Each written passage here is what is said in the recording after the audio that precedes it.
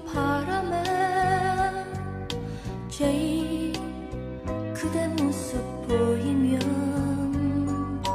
난 오늘도 조용히 그대 그리워하네. 안녕하세요. 이번 시간에는 부동산과 동산의 차이점에 대해서 살펴보도록 하겠습니다.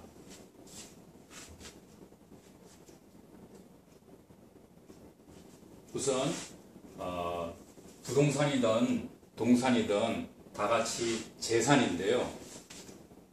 재산은 영어로는 property라고도 하고, 또 어떨 경우에는 여기처럼 estate이라고 하는 단어도 사용합니다.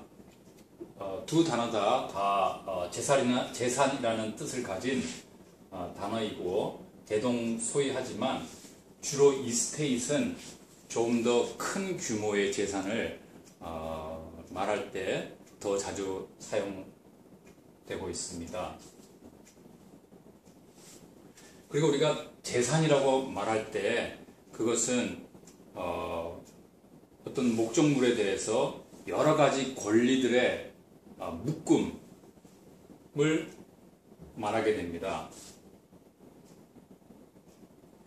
그래서 그 권리들, 개별적인 그 하나하나씩의 권리를 독립적으로 그것을 이전한다든지 판매한다든지, 이렇게 그 각각의 권리를 독립적으로 행사할 수가 있습니다.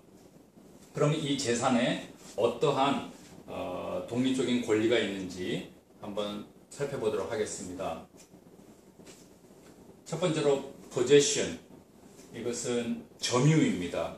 즉 어떤 목적물에 대해서 그것을 점유할 수 있는 그러한 권리입니다. enjoyment, 이것은 향유인데요. 어떤 목적물에 대해서 배타적으로 그 권리자만이 그것을 즐길 수 있는, 향유할 수 있는 권리입니다. 예를 들어서 어떤 부동산에 대해서 본인만이 그러한 이 소유 혹은 권리를 주장하고 싶은데 다른 과거의 소유주라든지 혹은 다른 사람이 자신도 그 권리를 즐기기를 원하고 그런 권리를 주장한다면 자신의 권리의 그 배타적인 권리가 침해가 되고, 또 제3자의 입장에서 봤을 때는 그 사람이 주장하는 권리를 100% 인정해 주기가 힘들겠죠. 따라서 이 enjoyment라는 것은 어떤 목적물에 대해서 100% 다른 사람의 어떤 권리에 그러한 제기가 없이 혼자만, 그러니까 배타적으로 향유할 수 있는 그런 권리가 되겠습니다. 컨트롤, 이거는 통제인데요. 어떤 재산, 그 목적물에 대해서 그것을 임의로 변경하거나 혹은 그 권리자가 원하는 방식대로 유지할 수 있는 그러한 권리가 되겠습니다. disposition, 이거는 처분인데요. 그 목적물을 임의로 이전하든지 이렇게 처분할 수 있는 그러한 권리가 되겠습니다. 따라서 이렇게 재산이라 함은 점유할 수 있는 권리, 향유할 수 있는 권리, 통제할 수 있는 권리, 처분할 수 있는 권리, 이러한 각각의 여러 가지 권리들의 묶음, bundle of rights라고 말할 수 있겠습니다. 이렇게 나무 막대기가 이렇게 끈으로 묶여져 있는 것처럼 이 권리 중에서 하나의 막대기, 즉 하나의 각각의 그런 권리들을 독립적으로, 개별적으로 이렇게 행사할 수가 있겠습니다. 재산에는 부동산과 동산으로 이렇게 나눌 수가 있죠. 부동산은 real property 라고 하고요. 동산은 personal property라고 합니다. personal.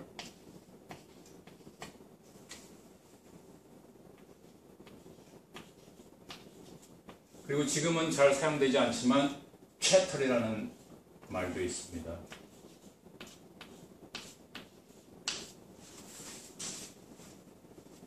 그럼 먼저 부동산에 대해서 간략하게 살펴보도록 하겠습니다. 부동산은 크게 4가지 정도로 나눌 수가 있는데요. 일단 토지, land, 토지. 다음에 improvements. 이것은 개량물이라는 뜻보다는요, 영구적으로 정착된, 부착된 그러한 시설물을 말하겠습니다. 그래서 번역할 때는 영구 정착물 혹은 영구 시설물 이렇게 말하는 것이 좋겠습니다. 다음에 pertinent. 이것은 토지 종속물입니다. 이것은 어떤 토지에 불가분의 관계로 이렇게 종속되어 있는 어떤 권리입니다. 그래서 판매를 한다고 했을 때 별개로 분리해서 취급할 수 없고 반드시 함께 취급해야 되는 그러한 부동산의 종류가 되겠습니다. 다음에 immovable은 이동 불가물, 그러니까 이동할 수 없는 그러한 물건이 되겠습니다. 좀 더 자세하게 살펴보면요, 토지는 일반적으로 그냥 지표, 이 토지의 표면만을 생각하기 쉬운데요, 그 외에 다른 여러 가지를 포함하고 있습니다. 그래서 그 토지의 지상, 그 지표면에 대한 그러한 권리는 지표권이라고 하고요.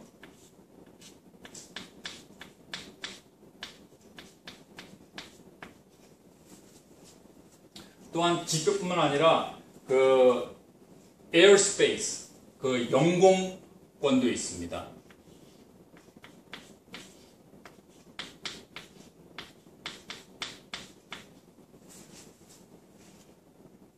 그냥 어떤 특정한 토지를 구입하게 되면 그 토지 지표뿐만 아니라 그 토지 수직으로 연장한 그러한 그 공중, 그 영공에 대해서도 소유권을 가지게 되는 것입니다. 이러한 소유권이 있기 때문에 어떤 소유한 토지에 대해서 고층 빌딩을 건설할 수도 있고요.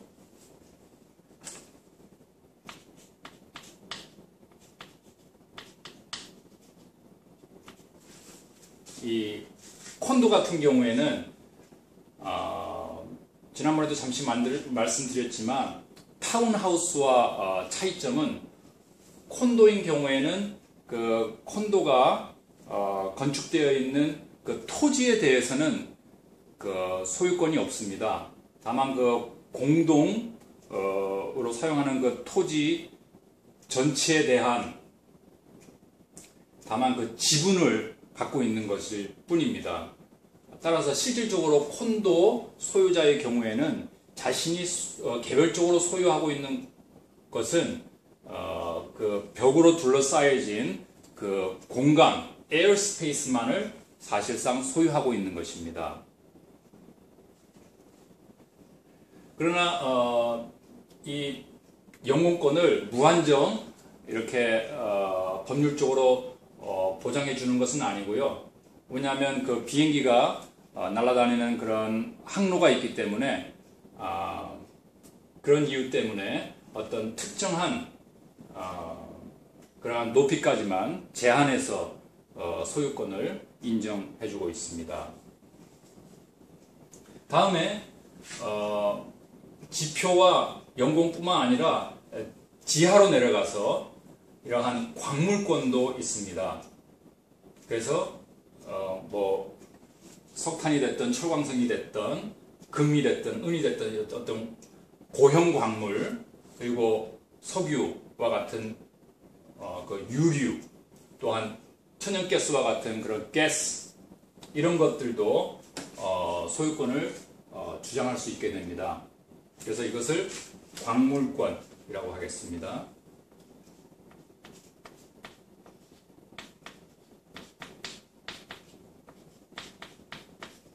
그리고 이것은 줄여서 MOG라고 합니다.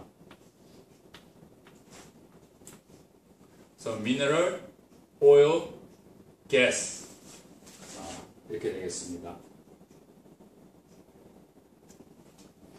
그래서 우리 지구를 어떤 수박으로, 큰 수박으로 생각한다면 우리가 수박의 어떤 일정 부분을 이렇게 잘라내서 그 수박의 그 중심점을 향해서 이렇게 자른다 그러면은 이 광물권은 마치 수박을 잘라냈을 때 뾰족한 피라미드 형태의 그런 형태가 될 것입니다. 즉 지표면의 모든 부분이 지구의 중심점을 향해 들어간다면 지구 중심점에서는 한 점에서 모이게 될 것입니다. 그리고 이 연공권은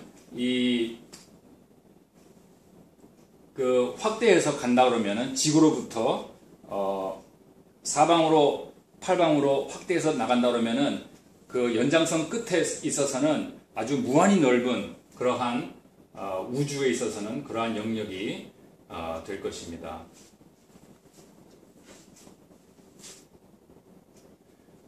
다음에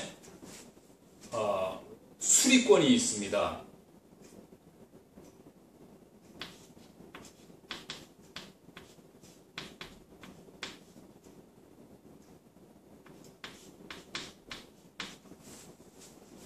수리권은 다시 또 몇 가지로 나누어서 생각해 볼 수 있는데요.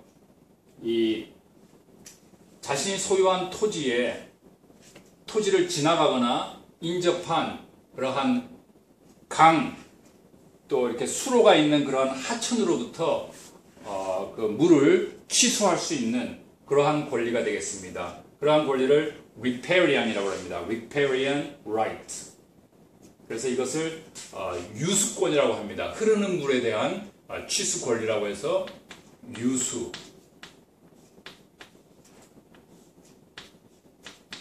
유수권이 되겠습니다.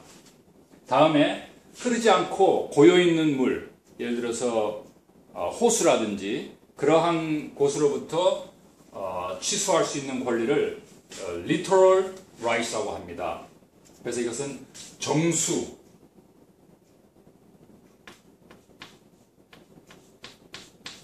정수권이 되겠습니다. 그래서 애우실 때는 riparian은 R이니까요. 그 river, 강을 생각하시면 되겠고, littoral rights는 L이기 때문에 lake, 그 호수를 생각하시면 되겠습니다. 그리고 이 물과 관련해서는 또 underground, 그 지하수에 대한 권리가 있게 되겠고요. 또 surface water, 즉 지표수, 예를 들어서 빗물이라든지 이러한 물에 대해서 권리를 행사할 수가 있습니다. 그렇지만 물론 이런 권리를 행사할 때는 그 이웃 소유주에게 피해를 끼치지 않은 한도 내에서 그렇게 행사해야 될 것입니다. 이 지하수와 관련해서 percolating water 이러한 단어가 있는데요. 이 percolating이라는 것은 지하에서 이렇게 지하수로 물길이 형성된 것이 아니고 이러한 그 흙 사이사이에 물이 침투해서 분포되어 있는 그러한 그 형태를 percolating water라고 합니다. 그래서 샘물이라든지 그런 것들이 지표상에서는 될 수 있겠고요. 한국말로 번역하자면 침투수 이렇게 번역할 수 있겠습니다. 그리고 또 영어 단어에 appropriation이라고 하는 이런 단어가 있는데요. 이것은 이러한 강이라든지 호수로부터 자신의 어떤 토지로 물길을 파이프라든지 이런 걸 통해서 가지고 오는 것을 말합니다. 그래서 한자어로는 그 전용이라는 말을 사용하게 됩니다. 그러니까 물길을 돌려서 자신의 그 토지에 이용을 하게 되는 것이죠.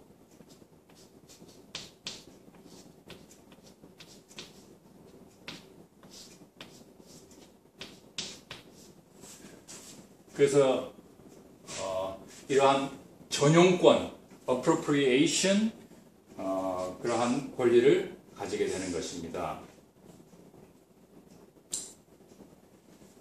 다음에 improvements, 아까 제가 이것은 영구 시설물 혹은 영구 정착물이라고 말씀드렸는데요. 예를 들어서 그 토지 위에 건축된 건물이라든지 혹은 뭐 담장 혹은 다른 이런 부착물 혹은 정착물, 픽스처라고 합니다. 이런 것들이 improvements로서 부동산으로 분류가 되게 됩니다. 그런데 이 fixture는 어떤 경우에는 부동산으로 분류가 되지만 또 어떤 특별한 경우에는 동산으로 이렇게 취급이 되기도 합니다.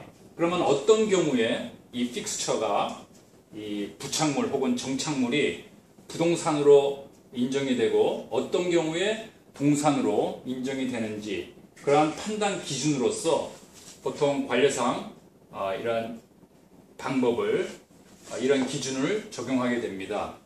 그 기준에 대해서 잠시 살펴보면요. 방법, 즉 부착 방법. 이 픽스처를 부착할 때 영구적으로 부착했는지, 예를 들어서 용접을 한다든지 못으로 빼기 힘들게 이렇게 고정을 한다든지 콘크리트를 사용한다든지 이런 방법으로 했을 경우에 예를 들어서 양탄자를 마루에 깐 경우는 그 양탄자는 아마 동산으로 간주가 되지만 카펫을 그 글루 카펫용 그 접착제를 사용해서 바닥에 부착한 경우에는 그 카펫은 부동산으로 이렇게 분류가 될 것입니다. 그래서 부착 방법, 다음에 adaptability, 이것은 적응성인데요.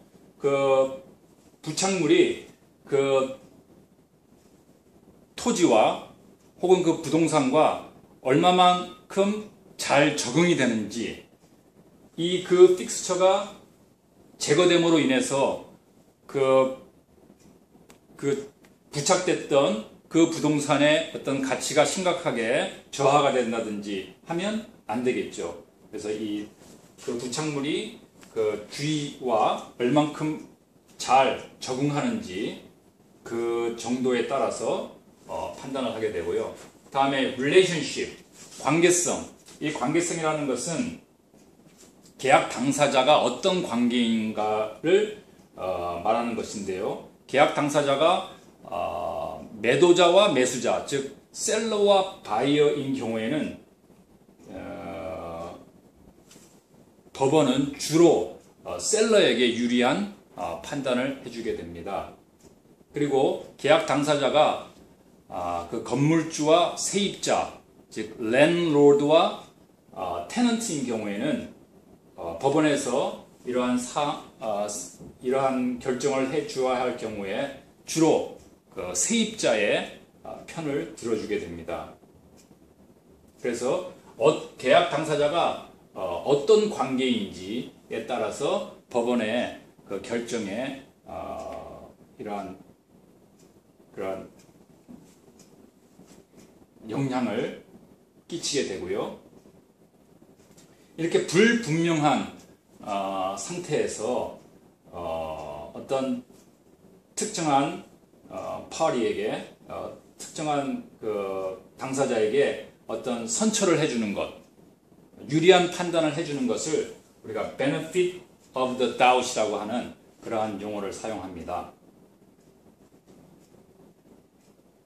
네, benefit of the doubt. 그러니까 불분명한 증거가 불충분한 상황에서 어떠한 선처를 해주는 그러한 경우, 유리한 판결을 해주는 경우, 그런 것을 일컫는 말이 되겠습니다. 다음에 intent, 어떠한 의도를 가지고 부착을 했는지, 이것을 영구적으로 부착하려는 의도였는지 아니면 일시적으로 임시적으로 부착한 의도였는지, 그런 의도가 중요하게 되겠고요. 마지막으로 agreement, 이거는 계약 당시의 계약상에 어떻게 표기되어 있는지, 그러한 계약상의 문구, 이런 것들이 판단 기준이 되겠습니다. 그래서 이 fixture, 이 부착물 혹은 정착물이 부동산으로 인정이 될지 동산으로 인정을 할지, 그러한 판단 기준으로 5가지가 있고요. 이것을 외우실 때는 앞에 자를 따서 마리아라고 외우시면 되겠습니다. 다음에 아까도 설명했지만 이 pertinent, 이거는 토지 종속물이라고 말씀드렸죠. 이 토지 그 소유와 불가분의 관계에 있는 어떤 부동산 권리가 되겠습니다. 그래서 말씀드렸다시피 Mutual Water Company, 그 지역 수자원 관리 회사의 주식이라든지 이런 것들은 그 회사 그 지역 내에 있는 토지를 매매할 때는 반드시 함께 자동적으로 따라가야 하는 그러한 부동산이 되겠습니다. 그래서 이 pertinent라고 하는 단어를 알아두시고요. 같은 말로서 incidental이라고 하는 단어도 사용합니다. incidental,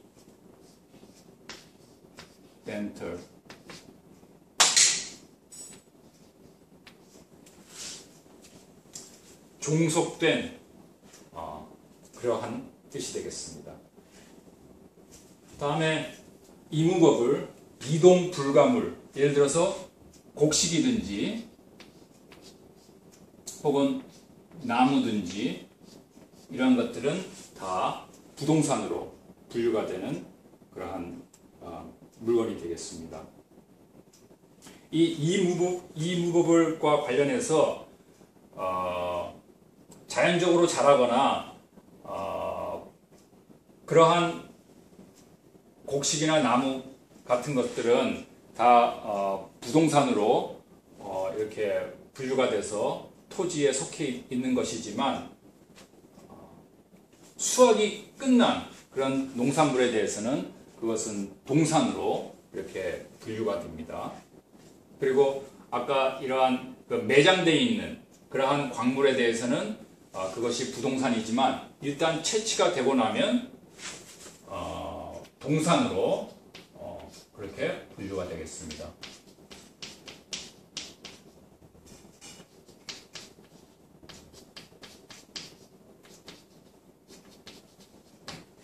그리고 이 immovable과 관련해서 emblement라고 하는 단어가 있는데요. 이것은 토지 임차인의 수확권입니다. 그러니까 땅을 빌려서 농사를 지은 사람이 그 농작물을 수확할 수 있는 권리로서 이것은 동산이 되겠습니다.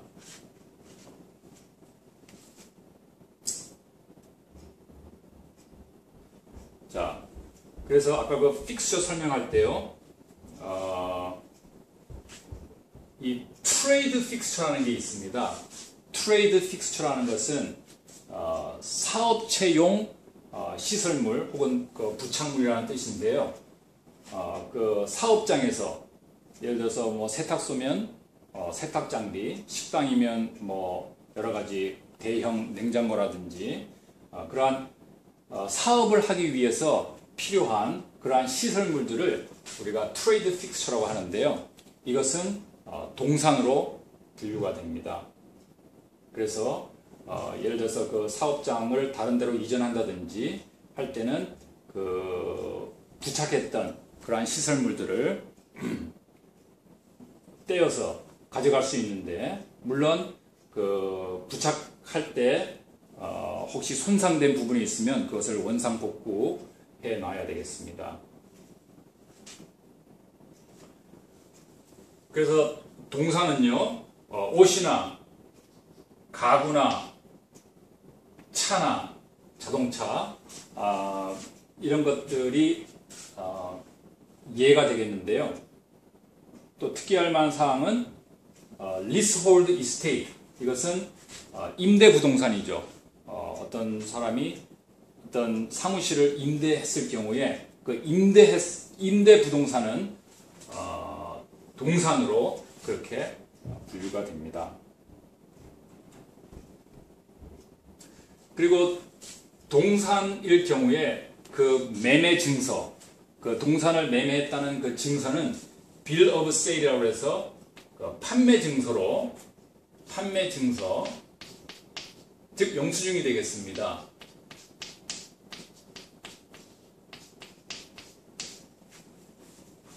판매 증서가 증서로서 거래를 하게 되겠고요.